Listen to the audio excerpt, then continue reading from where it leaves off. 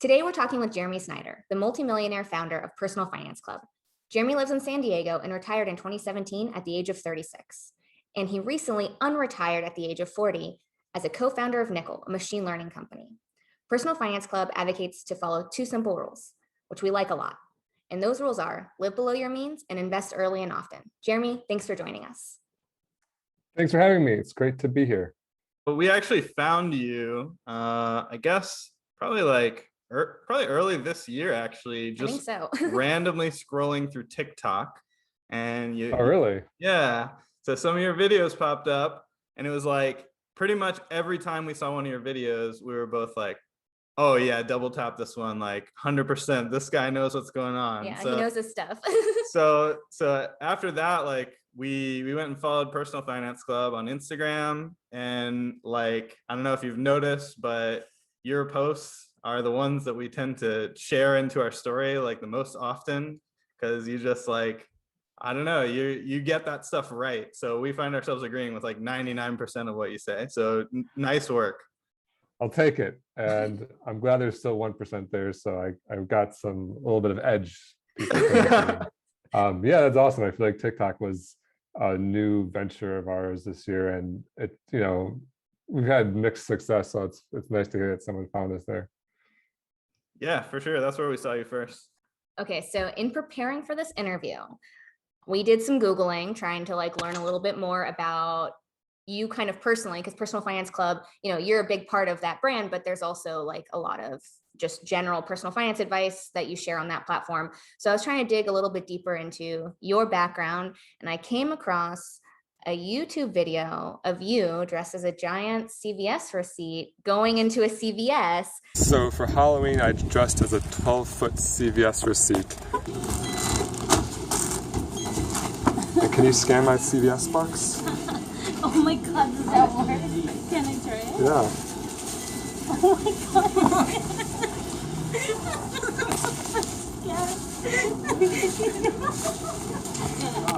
So did you have like a short-lived career as a like prank influencer? Like what's the story there?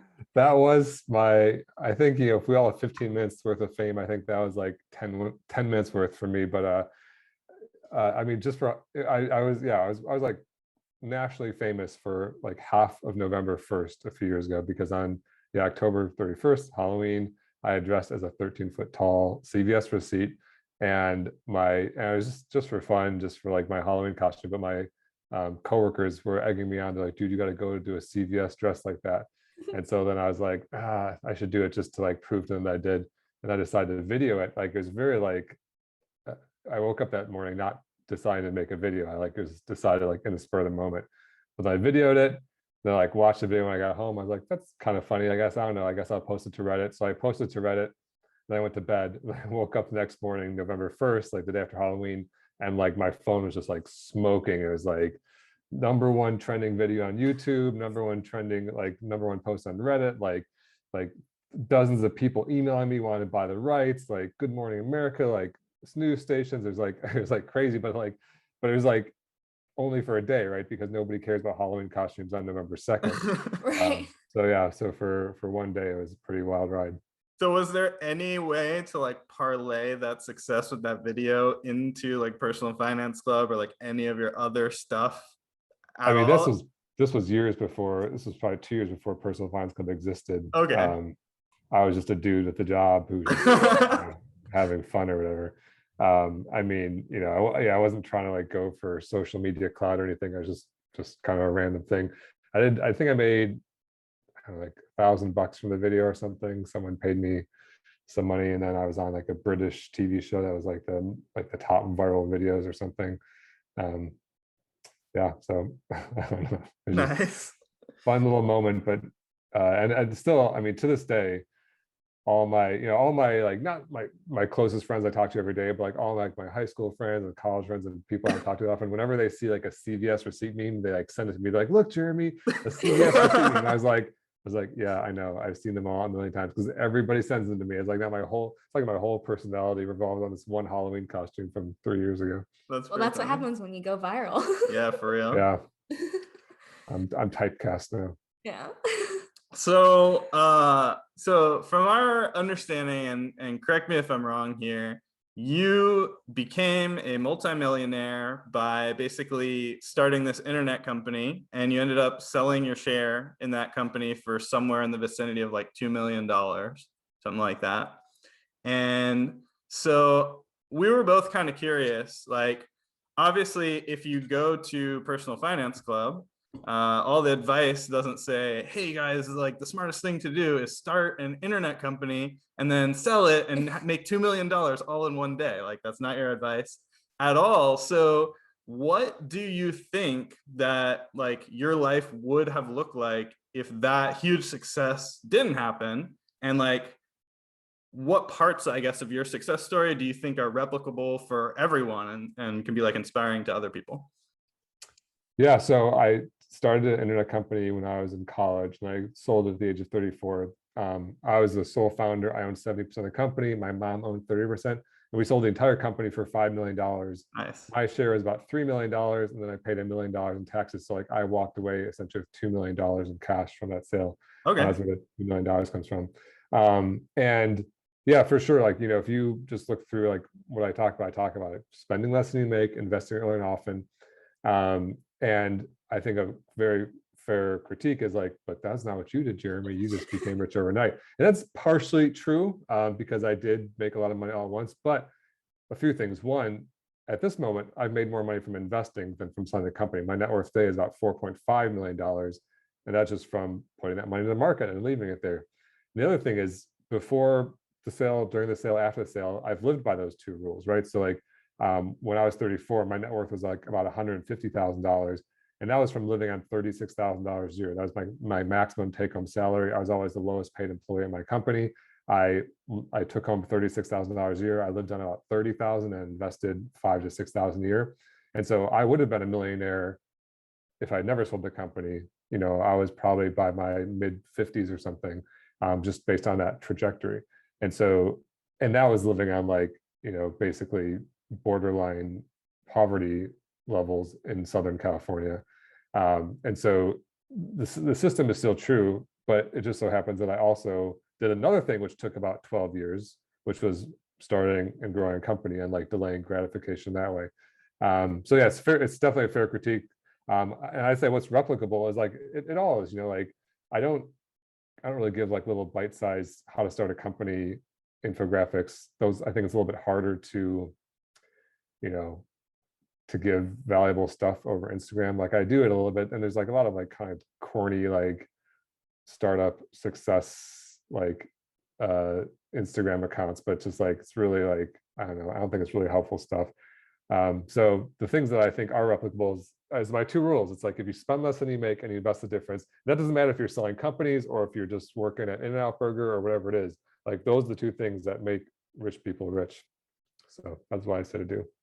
Okay. And I love the like, well, I would have been a millionaire anyway in my 50s, even on my like super low salary, based on my spending then and based on, what the market could be anticipated to do if I just consistently invested throughout that time. And that's like so true, right? Like you can sort of project that and see like, well, I think part of your message is like, well, anyone can become a millionaire, like, but there's just different paths to get there. And in some sense, really, like, you were investing along the way with your company. You were just reinvesting in your own company the entire way in the form of your labor and time.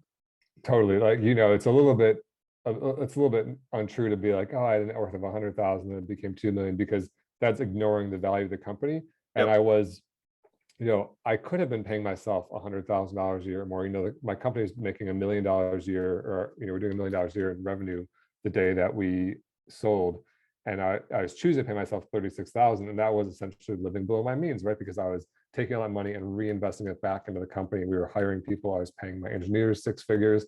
And so, I was kind of realizing that compound growth in the value of the company, and then which I sold. And, my net worth, I turned down a job offer from Microsoft as a software engineer out of college. If I had taken that job and lived on that same $36,000 a year and invested my entire Microsoft salary, I would have ended up around the same place. Maybe, I think I did the back of napkin math. I would have been a little bit behind, which makes me feel good that like this like very big risk I took by like starting a company like at least paid off more than the Microsoft job. But it's the principles are still true. It's like I think for someone to be dismissive and be like, oh, well, you just got lucky and sold an internet company. I was like, no, like I was still doing the same things. It's not like I was like trying to like, I just got lucky and I was just like rolling the dice and it came up. Like I was working hard and spending less than I made and spending less than the company made and investing it inside of the company. Yeah, that's the way like I've always thought of entrepreneur stories that work like that, is just like you're just doing the same thing. We invested in equity in other people's businesses by working a job. People who are entrepreneurs are investing their time and energy into equity in their own business, which grows and compounds the same way. So yeah, it totally makes sense.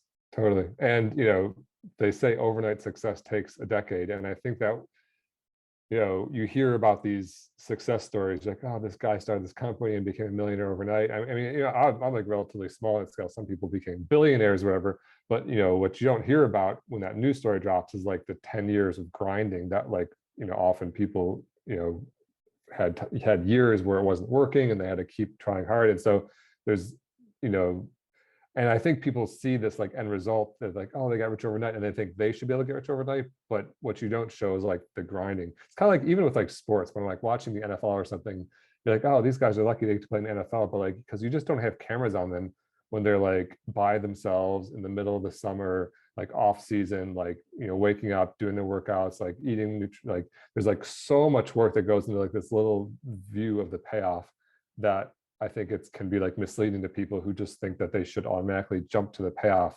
But what the important part is like the 99% of the work that goes in before that last day.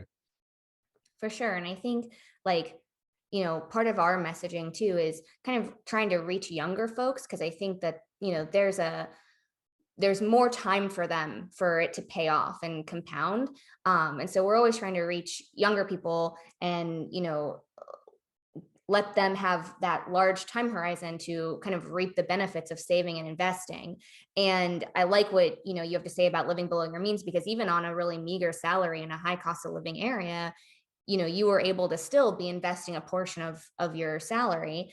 And so I'm curious from you, like, for someone who's fresh out of college or gets that first full-time job, even if it's, in the $30,000 range, that's what ours were, our first full-time jobs. Oh, well, closer to 40, but we were, he was 36, but anyway, like, I'm just curious, the advice that you give from Personal Finance Club, what does a person who's going to follow your plan, like the Personal Finance Club plan, like what is the expectation there? What should they be doing? And what's the expectation? Like, what would you tell a 20-year-old today? Like, what's the Personal Finance Club plan? We do have like kind of like, we kind of have two main lists that are, we have the two rules, first of all, which is what I always come back to. And it's like personal finance can be so, especially investing can be so confusing because you hear about like day trading and pork bellies and guys on Wall Street frantically waving pieces of paper and crypto and blah, blah, blah. And it's like so confusing. So I like to keep it simple. It's like spend less than you make and invest the difference. And if you do that in your 20s, even if you're not doing a very good job of it, like if you're only spending a little bit less than you make and you're investing poorly or whatever, it's going to get better over time and it's going to make a big difference. Like where people get in trouble is they get their first job and like, oh, I'm making $40,000 a year. And now I can walk into a car dealership and they're going to sell me a $30,000 car because they know they can like suck a $500 a month payment on me for the next 7 years. And then you try to buy the house and you try to go on the credit cards and go on the trips. And then you're just like, you've lived so far beyond your means just to get back to zero. You're probably going to be like 40 now. And then you like, when you're 40, which is how old I am, you're like, oh, wait a minute, I don't want to work until I die. And then you start trying to actually build wealth. And so if you start with those two rules, that's what that's of course what I say. And then in terms of like the plan, like I'd say, prioritize getting out of debt. I'm a big anti-debt guy, and this definitely like smart altruistic people disagree on this, but I think that there's like a mentality around debt. Some people will say, hey, if your car loan's 4% and you can make 7% in the market, like don't pay off your car. But it just that like basically condones the car loan in the first place, and it kind of normalizes it, because then you just like, then in a moment of weakness, you go get the next car loan, and then you're just living this life of debt. And when you're living beyond your means like that, you're like much worse. So I say, pay off all your debt, build an emergency fund of 3 months of cash, maybe $10,000 or $15,000, and then just invest aggressively, you know, take all those debt payments you're not making anymore and take all that cash that you were saving and take all that monthly excess, put it in investments. You know, you wait 10, 15, 20 years, you'll probably be a millionaire. Totally makes sense. I like what you're saying. I mean, in addition to the idea of like normalizing the debt, I think it also, we don't really talk about the risk that people are taking when they're leveraging and they're, you know, taking that money from the loan and investing it, because the math makes sense, right? Right. And I think that, you know, sometimes that can be a little misguided. People don't realize the choices that they're making and what could happen if, you know, there is a crash or, you know, the bill comes due, like, and now they don't have, like, they're worse off. It's like what you said with the car, right? With the car loan. You can say like, oh, my car loan is 2 or 3 or 4% or whatever, and I could earn so much more than that in the market, so I should invest the difference. That is like, you can make that argument, you know, genuinely, and I think there's something to it. But like in the case of a car, for example, like the question becomes like, should you have just bought a car where the difference there was inconsequential because the amount of the car was low enough that it didn't really matter in the first place, right? Right. And it's kind of like you said, like if you let yourself take the car loan and feel good about investing the difference or whatever, then you might be psychologically letting yourself buy a more expensive car that you don't need. Totally. And I feel like like I always rub people's feathers the wrong way because people are so like ingrained in their way of thinking. But I suggest, like, if you had to pay cash for that car, almost certainly you would be making a different decision. And I think people are like, no, I was going to buy a car anyway. But like, you know, no one's ever become rich by leveraging a depreciating asset. Like, I'm going to go buy a Ferrari for $200,000 and then borrow all the money, and I'll invest the 200. Like that doesn't make any sense. You'd be better off not spending $200,000 on a Ferrari, because that Ferrari is going to plummet in value, even if your investments are slightly outpacing. If you would have just not bought the Ferrari and invested the whole 200,000, you'd be far ahead. But people are like so unwilling to like take a really hard look at themselves and be like, would my behavior be like 2% different if I had to pay cash? You know, I see a lot of time with like credit card points. Like that's one that always gets under people's skin. They're like, I'm like, hey, you know, like for sure, if you pay with the credit card, you get 2% cash back, whatever, that's fine. But like, is your behavior at all different because you're aware of that, right? The credit card companies are these multi-billion-dollar or trillion-dollar industries. Like they're not charitable organizations who are just giving you money back. They're doing it because they know it encourages you to spend more. And so if you spend 3% more and get 2% back, like that's a net negative for you. And there's actually studies that show you spend twice as much when you're using a credit card versus cash.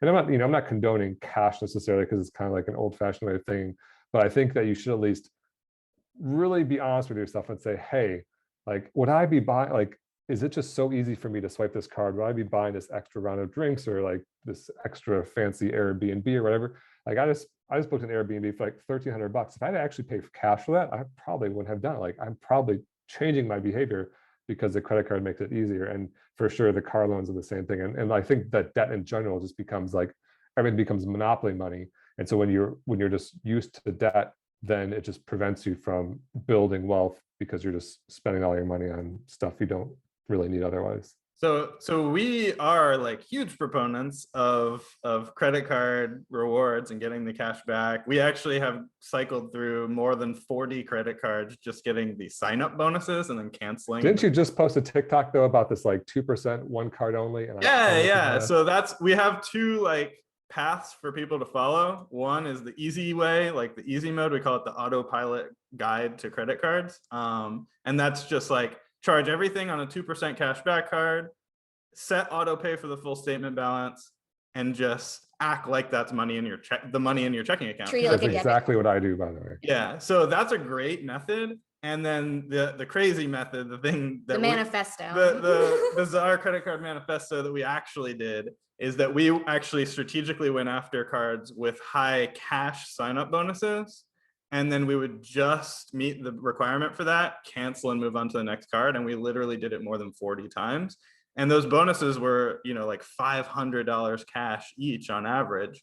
And so you can actually get like 10 to 20% cash back by doing it that way. But it's just like you said, and you're really like smart for bringing this up, is it's all about the psychology. Is if you're the type of person who's like very stoic about your finances, and you always do things logically and exactly like the optimal way, and you feel like that's who you are, that plan can work for you. But if you're the type of person who struggles with your finances, and a lot of people who are seeking out personal finance advice are those people, well, then you probably shouldn't be messing around with that, because like you said, the credit card company has done the math and they figured out that a certain percentage of people are going to seriously mess it up and end up being deep in debt. So it's good to bring that up, even though it kind of is like the opposite of what we say, but it's for a good reason. Yeah.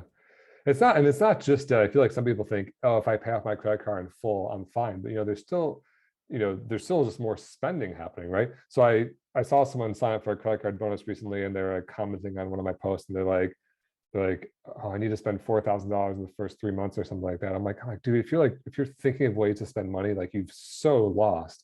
And I think about this with there's some credit card company execs in an office right now with an Excel sheet open, and they're like, hey, when we offer a $500 bonus for 96% of people who sign up, we make money on them. For 4%, they get the $500 bonus, spend the minimum, cancel, whatever. But when you sign up for that bonus, do you think you have a 96% chance of losing money on the deal? Because I'm making up 96%, but I promise you they're not losing money or they wouldn't do it, right? So the truth is the credit card's making money, but an individual doesn't think they're the one that's going to lose money. And so it's there's a disconnect there. Someone's wrong, right? And it's not the credit card companies. And so I do this for a living. I love this stuff. I'm a personal finance guru, whatever. And I know that I'm getting taken advantage of. I think that I'm one of the few people who's at least honest about, I'm okay, I for sure am will alter my behavior a little bit, and that's going to benefit the credit card companies. And so if you want to play that, what's it called? The churning game and getting the credit card bonuses, all that stuff, just you have to be hyper aware of, are you really going to be spending more money? Are you potentially going to get burned? Are you really one of the few percent that are going to get away with it, or might you make a mistake and let the credit card companies win? Well, it's interesting, like you were saying, what's funny in addition to, is the credit card making you spend more? There's also a disconnect within the travel hacking community of you earn, however many points for having whatever card. There's also a disconnect on the redemption side, where people are oh, I got this first class flight for, all on points. It was free, but it wasn't free, and it has a cash value. And that's the biggest disconnect we see in the communities that are pro credit card, is this people give they up. think that they get things for free, and we're but you could have just taken cash, and then now you're not in this portal, and you're going to redeem, Yeah. I would never pay for a $1,600 first class flight, that's not me, and I don't get value out of that. So for me, I would rather have the cash. And so I think people have a disconnect. They've got, hundreds of thousands of points, and they don't know how to spend them, and they want the best. They're trying to optimize for something that they haven't even weighed the value of. And so I think that's an interesting, the other side of the coin. Yeah. If you offer someone $1,000 first class airline flight, or, $600 cash, which one would they take? Well, a lot of times they're kind of by default answering that question by going for the airline card or the luxury hotel room card or whatever. They're answering that question with the luxury item, but they're not acknowledging that there was the choice to actually get cash instead. So it really just all goes back to the point that there's so much psychology behind it. Mm-hmm. And if you're going to participate in it, you have to think about it front to back logically, or else you're going to mess up. Yeah. So we get my credit card. What? My credit card's 2% cash only. It goes directly back to my account automatically. There's no games about signing up for bonuses. I mean, because like I said, I think that I'm not going to beat the credit card companies, and frankly, I don't think it's worth my time, right? If I just the time and hassle of doing all the churning, I think that my mental effort is better spent on other things, and like I said, there are some people who I'm sure successfully beat it, but at least I look internally and say, hey, I want it to be simple, cash automatically, don't need to worry about gas station versus restaurant versus yada yada yada. I just and also because people get so focused on it's like 1% versus 2%. Yes. You know what the big number is? The 98% of money you're still spending. If you, Yes. if you Yes. can reduce that much, like if you reduce your spending by 10%, that's 10% cash back, which is like 5 times more than like the best credit card or whatever. And like, so that's what I focus on, is just spending less money, because that's what's going to leave more money in my bank. Definitely. Well, more that on that, we're important. definitely agreed. So yeah, we get a lot of hate and pushback on our credit card stuff because people think we're absolutely crazy for signing up for 40 plus credit cards. None of them make the argument that you're making. They make all kinds of other crazy, wild arguments. So we were curious also to hear from you, since you're pretty big on TikTok and like Instagram and Reels and stuff like that. And those platforms are notorious because they send your stuff out to total strangers a lot of the time. So they're notorious for having an unusually high number of like haters and trolls and stuff like that. So what are some of like the most common criticisms you get on social media? And if you have funny ones, that's cool. I'm also kind of curious if any of them you feel like are like legitimate pushback that you go, like they kind of have a point there. Like, what do you see the most often? Yeah, it's definitely funny. The platform definitely, like the feedback you get matters, changes dramatically on the platform. And like, TikTok is like almost all strangers. They're not, it depends on your account. I feel like you guys have such a consistent presence. You probably see a lot of the same people, but like, I feel like I've had like a few videos go viral and just get like a bunch of people that have no idea who you are, who just like have no bones about like randomly attacking this like internet person that they don't see as a human, just sees an account or whatever.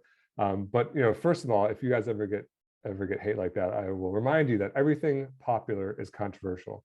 Like nothing in the world, like think of anything that's popular.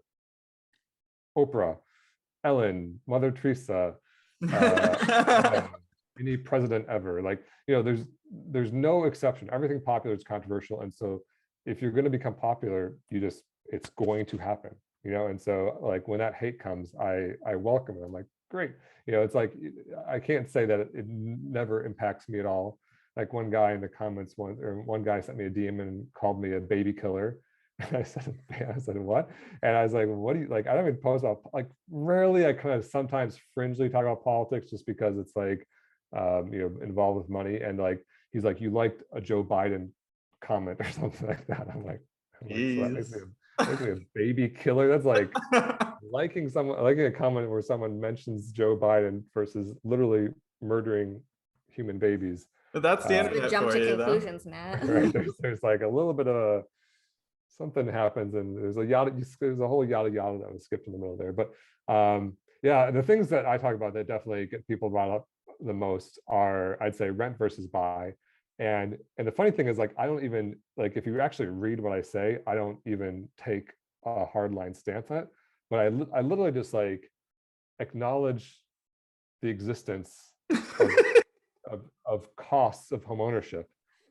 And people are like flipping the table. They're like, "How dare you? Rent is throwing money away. Are you?" I'm like, no, like, owning a home is expensive. You have to pay property tax and maintenance and realtor fees and insurance. And it's another psychology thing where people are like, this, if I was renting this exact same house, it would be blah, blah, blah, blah. I was like, but were you renting that exact same house? Like, no, I was renting this little tiny apartment that was much cheaper. I'm like, yeah, because that's like what people do. They rent like a little tiny apartment and apartments have an economy of scale. So even if your landlord's making money, if you're in like a 6-unit building, you're sharing a wall and you're sharing the property tax and you're sharing all these expenses. It's actually cheaper in sunk cost for you than when you go and buy like a 3-bedroom home. And so, that stuff, and people just like, and I think it's kind of split between like realtors who feel like I'm attacking their livelihood and like homeowners who are trying to like validate their bad decision making. Definitely when I talk about investing insurance, like the insurance salesmen come for me with like the noose and the pitchforks. We get in trouble for that one as well. We diss insurance all the time, and people do not like that, especially old guys in the profile picture. They come after you for the insurance. They have white hair, they're angry. They're insurance salesmen, and they like, if you point out the fact that their life's work has been basically taking advantage of people, and I I see it every single day. Someone who like gets roped in, and like no one ever chooses to buy like insurance as an investment. They're always sold it, and then when they do, they like realize like 5 or 10 years later, like, oh shit, my like $20,000 I put in this insurance policy is now worth 25,000. But if I was investing it, or sometimes like usually it's not even, usually it's, I put 20,000 and now it's worth 15,000. And if I was investing, it would have been worth 50,000. And that it's like, it's devastating, because, and that's like just in the first 10 years. If you would have like, if you extrapolate forward, it gets even worse and worse. But like, yeah. And so the insurance salesman, like every single time they come at me with like this nonsense argument, and they always have bad information. This one guy recently, he's like, you should look at this detailed report by Ernst and Young. I was like, and like it's a study that proves that investing in insurance is better than a real investment or whatever. And I was like, I will. So I read the study. I like downloaded the PDF. I read the 20 pages. So, So he, polite, so he got so you. polite. He really got you is what happened. And I mean, but like, it's just, like you said, are they ever right? I was like, I hope I'm always like self-reflective. I'm like, am I misunderstanding? Am I missing something? Sure. But like, there's a truth about investing in insurance, which is like, there's the investor here, and then there's market returns here. And you can get a direct line between the market returns and the investor in an index fund. If you put an insurance company in between that's taking commissions and profits, and then they repackage these investment returns in some other way and like put all these bells and whistles on it and claim you're gonna get better returns, like it's impossible, right? You can't shave something off and end up with more.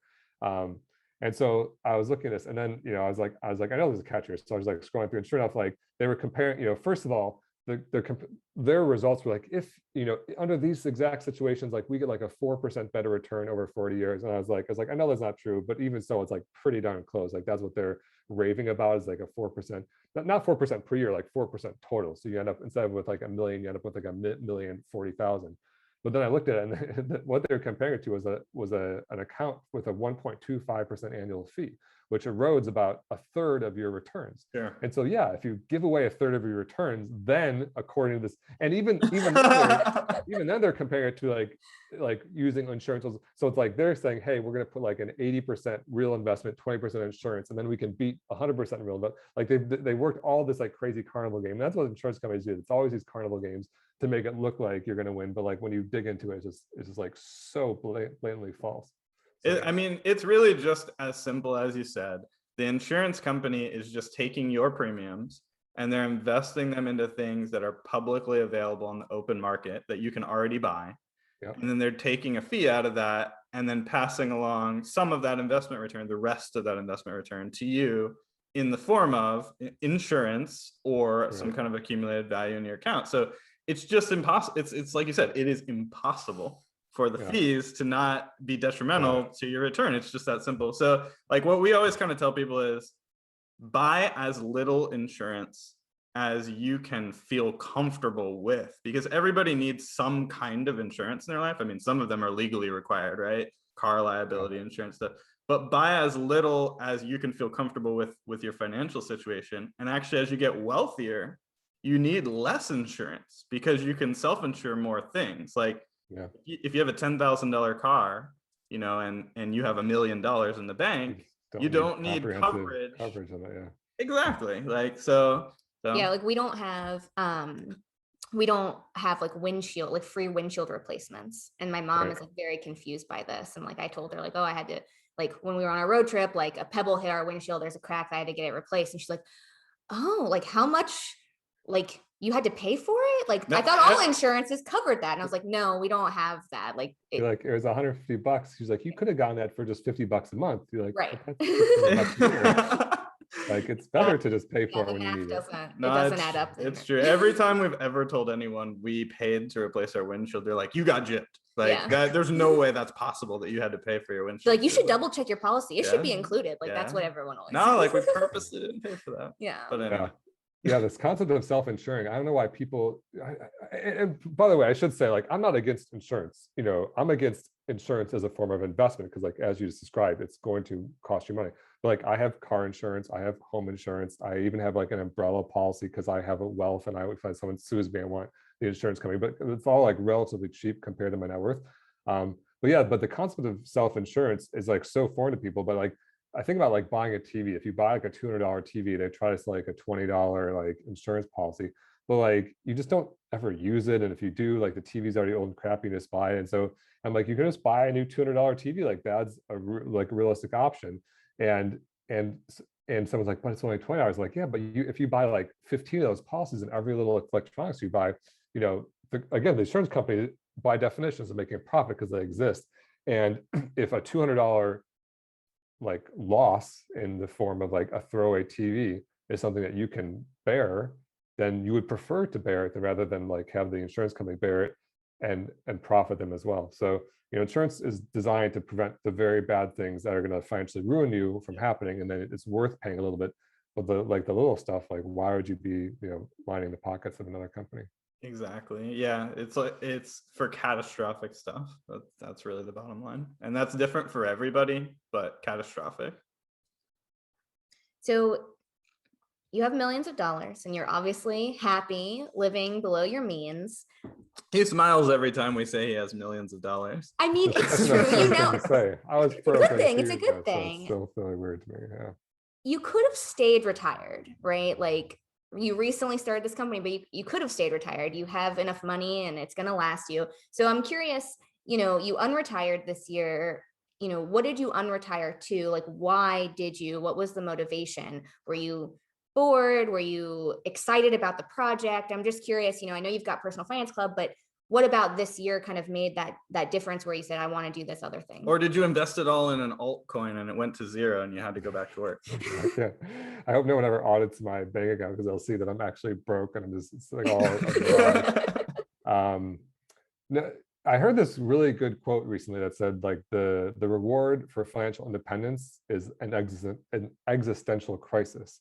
And I think we most of us spend our lives with like finances being this like primary tension in your life, like, oh, if I had a little bit more money, I could buy this house, or if I had a little bit more money, then like I could go on the dates I want to with the girls. Like it's like the concept of like this financial tension is always there in like almost every decision you make in your life. And then if you get to a place where you have like come to peace with being financially independent, in which like financial tension is not this primary tension in your life, then what? Then what? Like, what am I doing? Like it's kind of like getting to the end of Donkey Kong and then like seeing the credits scroll, and then you're like, that's it? Like now what? But it's not Donkey Kong. You still have the rest of your life. And so when I quit my job and retired at 36, I played video games for a year, and I had never been a video game. Like I played video games like 1 year in college. I was like, okay, that was a total waste of my life. I'm never playing video games again. And I didn't until I was 36, and I was just bored. And I was like, oh, like I literally saw a video. I saw an ad. This is so embarrassing, like how like susceptible I am to advertising. But I saw an ad for StarCraft 2, and it's like, it's free to play. Because you used to have to pay for it. Now you could download it for free. I was like, ooh, I could get a pay game for free. And so I downloaded it, and I immediately got addicted and it played for like a year.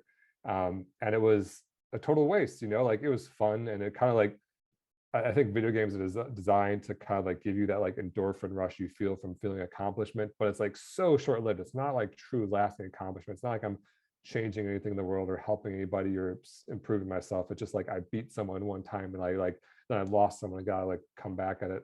So yeah, I went on vacation like after the end of that year over the holidays, and then I came back and like the addiction was like temporarily like broken. And so I was like, I'm uninstalling this game. So I uninstalled it.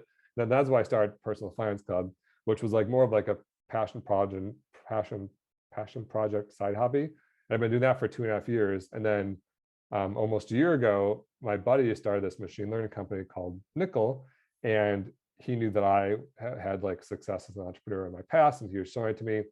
And then I basically just started like dreaming about Nickel. I was like, oh, dude, this is super exciting. This could be huge.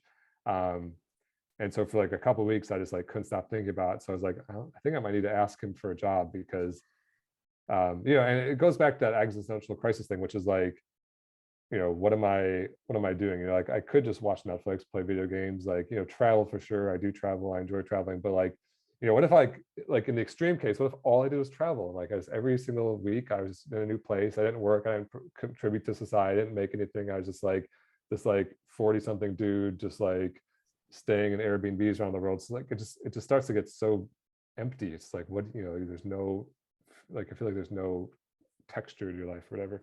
And there's no tension, that tension with the money. Like, I think that like we need attention in our life to try to achieve something. And like Personal Finance Club is part of that, where I'm trying to grow that. But yeah, so that's why I joined Nicola, because I was just super pumped about it. And there's 4 of us working on it. It's like a very cool idea. It's like a very big idea. It's very hard to get this kind of company started. But That's what I do. cool. It's interesting because I feel like we every time we get like some breathing room where we're not like bogged down in like random day-to-day tasks, we start talking about some new idea. Like we're like, oh, we should come up, like this would be a great YouTube channel idea.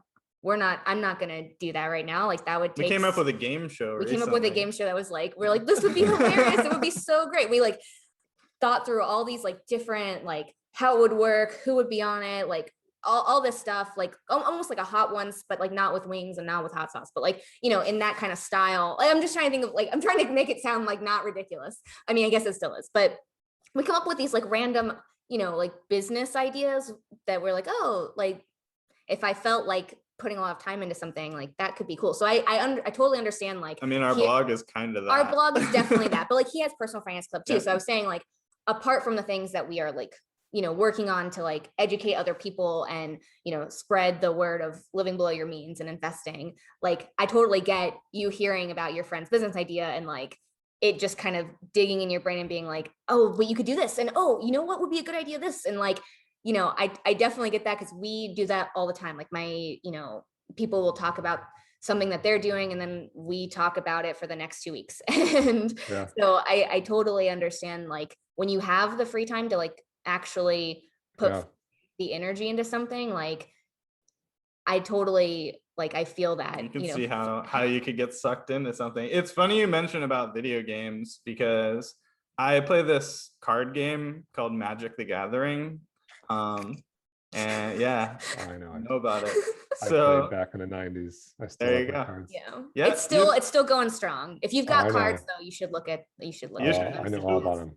You should look at what they're worth because it's I sold great. most of mine in college because I Okay. was like broke. I still have a few. Yeah. So I mean, as a kid, I always played, with other kids, and then, as time went on, and especially during the pandemic, I tried out playing online some, and at that point, it kind of becomes like a video game, and it's just like you said, like it provides like a fake, it provides some kind of challenge for you to overcome. Yeah. Which is for sure, like that's an important component to happiness. But like versus playing that same game in person with other people, like at game stores and stuff like that, it is just like totally empty to play online. And I think part of the reason is that like some kind of human connection and like relationships and stuff are also required for happiness and for fulfillment. And video games don't really give you that. But playing a game in person definitely feels like a little bit different to me because you get to meet people, but that it turns out that like that's the important part, or at least half of it, so you still get that like mental challenge of the game, but you're, in a new, like when we travel, we often will like try to go to like a local game shop and meet people and, hear about, their life, share about ours, find out cool places to eat. And then like, now we know someone in, Bozeman, Montana next time we're there, like it's kind of, that's the part that I like. I've learned to play. I'm like enjoying the getting better process, but I definitely like have a like hard limit on how much I can enjoy playing at any given time.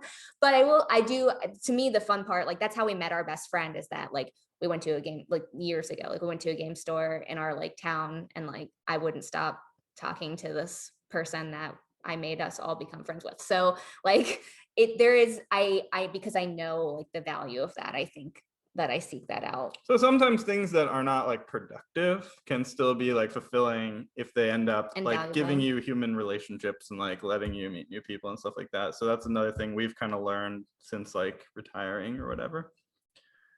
Yeah, I agree. I feel like that, when you look at studies of happiness, it's like always like relationships is what is like actually leads to happiness and fulfillment, not like a dollar amount or whatever, or even success. Like you always hear about these like successful celebrities or whatever committing suicide. You're like, what? They had it all. And it's like, well, like if you have it all and you're still not happy, it can even be lonelier, because it's like, then there's nowhere to go even.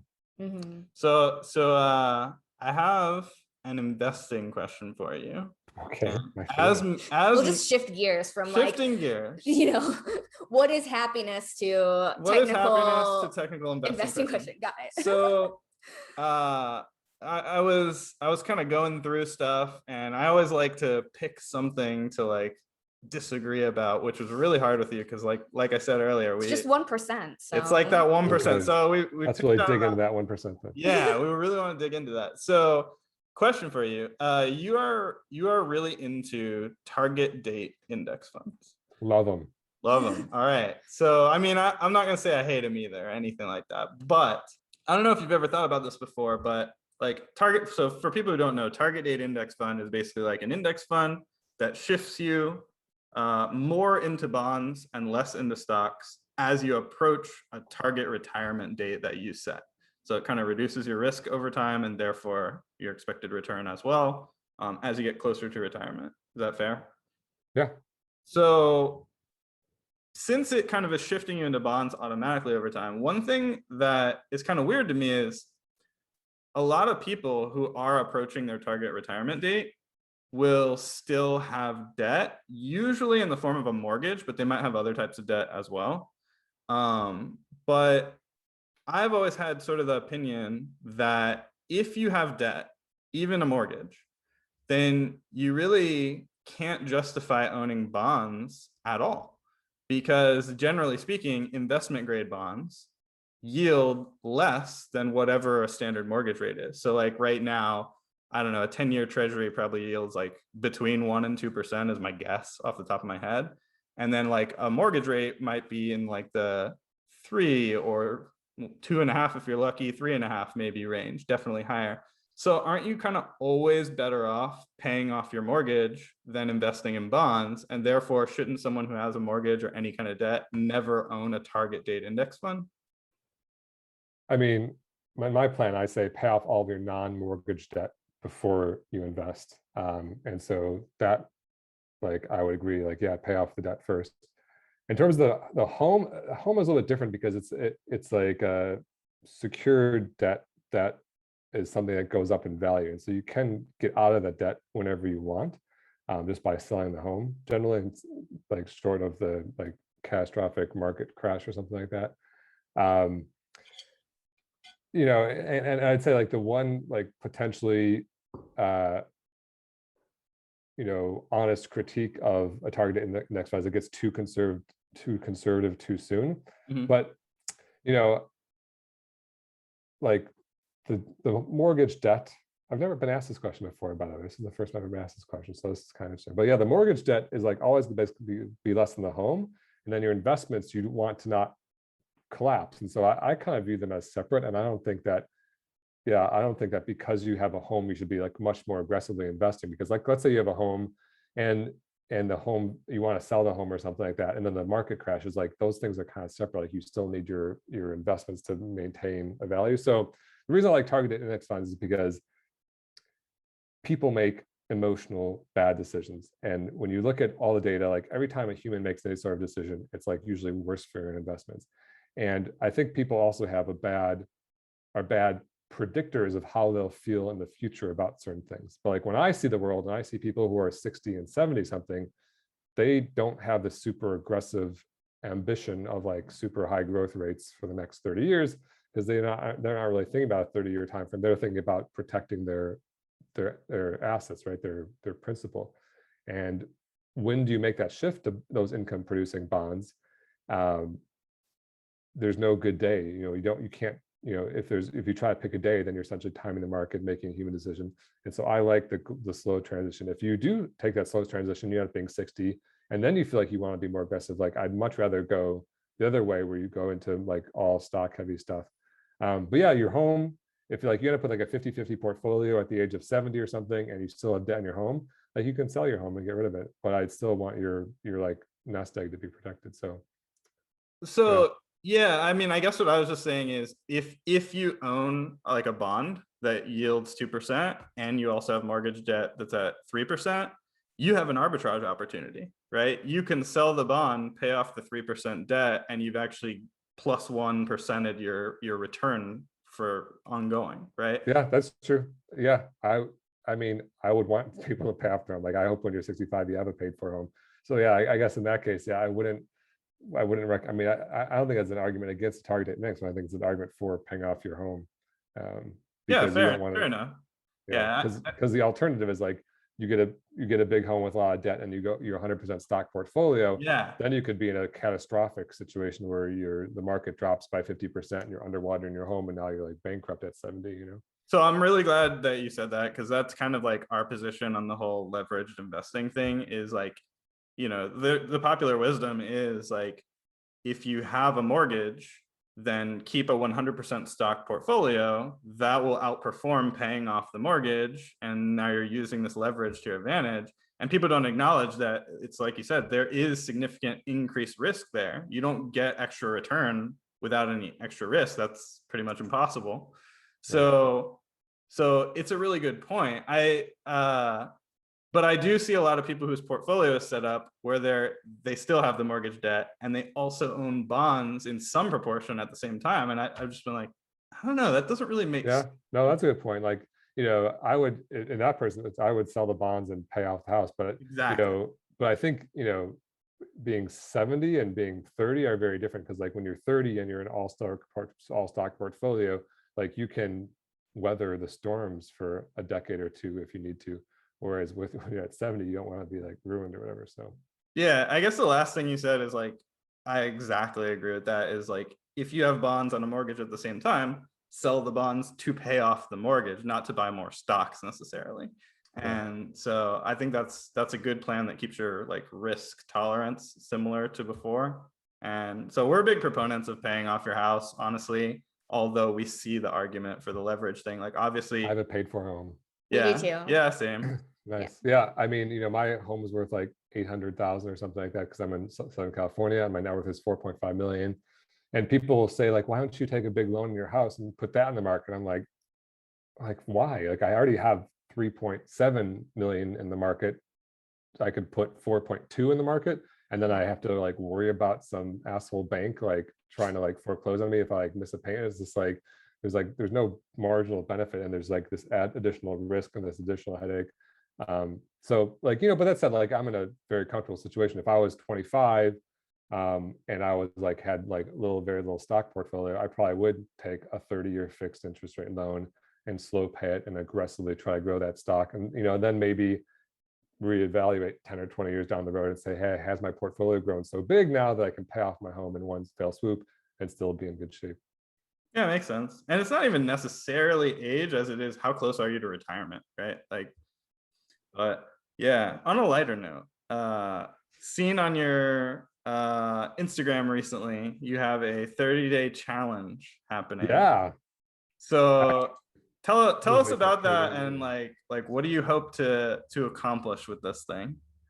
You know, basically, frankly, I think it's like a little bit of a stunt to gain attention. Like, I'm hoping maybe even like there might be some like news that covers it, but basically I'm like pitting my Instagram audience against an index fund, and every single day. So when I announced it, I asked for comments for stocks. And so we got a list of like 100 stocks that people wanted to buy.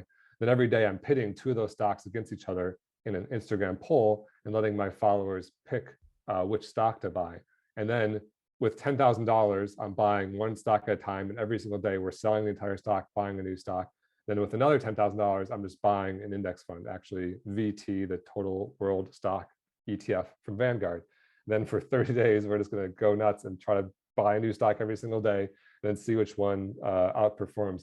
And, you know, I think it's just, there's no lesson. I put this in my story yesterday. We're not going to solve anything from this. I'm not going to like be like, oh, guess what, guys? I just figured out that like polling your Instagram audience is going to beat the market. Wait, you're saying if the day trading wins, that doesn't prove that day trading is unequivocally better than index funds forever? That's not true? It does not. All we're doing is, like you said, we're accepting, in this case, it's a bad trade because we're accepting more risk and more volatility for not expected greater return. the expected return, like because I believe the market's efficient and we can't know which stock is good to buy, like I expect these two to perform about the same. But I also expect the day trade to be much more volatile. So I feel like, the index has to be kind of a slow curve, up or down. I don't know, it's too short of a period of time, but the day trade is going to be more jagged. And so we're basically accepting this volatility for not a greater return. It's all the money, by the way, is going to charity. So all $20,000 plus whatever it grows to, hopefully. And I'm guaranteeing at least $20,000 if we do lose money, it's all going to go directly to charity. But I hope it goes up just for the sake of like it's real money and it being charity. But I just think, I think a lot of people are it's so abstract, so foreign, the concept of an index on the concept of a stock and like how do you pick stocks. And I think it just is going to hopefully like shine a light and be like, here's one way to do it. I think it's a little bit absurd. I think it's a stunt. It's just like draw attention or whatever. But it's fine. I think people are excited to see how it turns out. And if we somehow like 10x our money in day trading, then I'll be able to like go get a story in the news or something. Or if I lose it all, it'll be a good story too. If it ends up exactly the same, kind of a boring story. Yeah, I think what you said about like you're accepting more volatility or risk without really ultimately increasing your expected return, that totally makes sense. I mean, they say that diversifying is like the one free lunch you get in investing, right? You can eliminate a certain type of risk by diversifying, not all the risk, but you can eliminate a certain type for free by diversifying. And so the reverse must be true then, right? Like if you undiversify, you're re-accepting that risk without changing the expected return. So if you put that in one of your cool little Instagram boxes, we'll share it. All right. I'm gonna make a note after this. Yeah, that's totally true. And over just a 30 day period, it's actually like 23 trading days. So do like a month, and there's weekends the market's closed. But like it's just basically a coin flip. It's like you flip a coin 23 times, like you might get 14 heads, even though you expect to get 12 or whatever it is, and that doesn't prove that this is a good coin. It just proves that there's randomness in small numbers. So, but yeah, as of yesterday, close of the day, we've only done 2 trading days. We're like the day trading is slightly ahead. So who knows? Okay, I do have like one last question that I wanted to ask. It's not unrelated. Maybe to your brand, it's unrelated because I don't really see you talk about travel that much, but you had mentioned that you do enjoy traveling. And I know you took some longer trips, like when you did retire, like going to Australia and doing some backpacking, going to Italy, that sort of thing. And I'm curious, you say you still like to travel. What has been your favorite trip so far? What is like the best travel experience? Just a quick little story. God, that's so hard because it's like everyone is like so fun. But I've like traveled a lot to like Central and South America. Some in Europe, Australia, Indonesia. I think my favorite country might be Croatia. It was just like just this jagged, beautiful coastline, like these like tropical islands. Like the food was cheap, the people were nice, everyone spoke English, and like I'm like horribly unilingual except for maybe like a tiny bit of Spanish. So I'd say that might have been my favorite country. Australia was really fun. Italy and Sicily. I definitely have loved all my like Central and South America. I'm just listing every place, but I don't know what's a good story. Once I drove from Los Angeles to Belize in a car. It took 2 weeks one way. We picked up a hitchhiker along the way. He and my friend's sister that we were with got busted by people with guns. We have no idea their level of like authority, whether they were just criminals or whether they were official police. I don't think it really matters much at that Just point. people with guns. So they gave them, they literally didn't have any money. So like the people with guns walked them to, like the people with guns were purported to be like police or military, but even, the best advice that we've heard was like, you offer to pay the fine on the spot, whatever that means. And so they marched them to an ATM and both had them like max draw their ATM and then left alone. So, but yeah, that wasn't the best story, I guess, but there's an adventure. That's your funnest travel experience. Australia definitely is interesting. We haven't done. What's your best travel experience? Have you been to Australia? We have not. It's like, it's on our next like bucket list to do kind of place. Cause we've done all the national parks in the US. We've All of spent like them? all of them. Yep, we did. We've Wow. spent like a month in Alaska. We haven't done much international travel though. That's the thing that's like next. You know, I feel like we've pretty well completed the US, but yeah, every national park, we did that 2 years ago in our That's camper crazy. van. So We found that, like, I guess while you're trying to like accumulate wealth, you know, which has been most of our journey to up till recently, it's like really beneficial to realize there's so much to see right here in the United States, and it's so much cheaper because you can just drive there and you could Yeah. sleep in the back of a van or whatever it may be. So I think international travel is like definitely on the horizon I mean, for us. I would argue international travel is cheaper depending on what country you go to. Like if you just get a I plane have ticket heard to that. like Southeast Asia, like it'll blow your mind. Like you can get like when I was in Indonesia, you like sit down at this restaurant and they like have like locally fresh caught, like literally they're like our fisherman is Ted. He's sitting over there. He goes out every morning, brings fish. They make you this like drinks and 3-course meal, and then it's like $2 or something. It's just like absurd. Like you can rent motorcycles for like $1 a day. Like I mean the prices are just bananas. So like once you get over there, you can kind of like, it's definitely like it's cheaper. Like I was renting an apartment for $1,300 a month before I bought my place, and when I was like traveling, I was like, dude, these Airbnbs are cheaper per day than my apartment is. Like, why do I even have an apartment? I could just like travel Yeah. for a living. You know? Maybe we'll regret not doing international sooner, because that was kind I of mean, always US our is great logic. too. Yeah, yeah. But also having the time freedom, I think, helps with exactly what you're saying. Like if you can take the plane ride, which is like the expensive part, to go to a cheaper cost of living country and then stay there a while, then it becomes like really worth it because Yeah. your per day cost is much lower. So yeah, Right. that makes sense. Yeah, I think our Yeah. perspective was like a little skewed. Like when we went to, we lived in Hawaii for 6 months, but I was comparing our rent there to like our rent in Florida, and it was like very similar. And I was like, oh, this is fine because like this is what I would be paying, in Florida if I was still Yeah. there. And so that sabbatical, I feel like seemed really cheap to us for being like not working and being on an island. But I guess if we would have gone a little bit further, we would have been on even Yeah, cheaper. Hawaii is pricey. But Like yeah, anything, it's like you can make what you want. Like for sure, if you just like book a tour and you go there for a week and you stay in all the hotels, like it can be very it could expensive. be really expensive. Yeah, Right. that's part of our decision for moving there. That was like our honeymoon, was like, we don't really want to spend 2 weeks, racking up hotels every night, rental car every day, tours. If we just move there and pay basically the same rent, and then we can do whatever we want. So that was what we ended up doing. And we were on the Big Island, so it was like a little bit cheaper than being like on Maui or Oahu. But that was a really fun experience too, in terms of travel experiences. Like going to all the national parks in our van and doing the Hawaii trip were both our longest trips and also probably the more enjoyable ones. Maybe they have something to do with the time.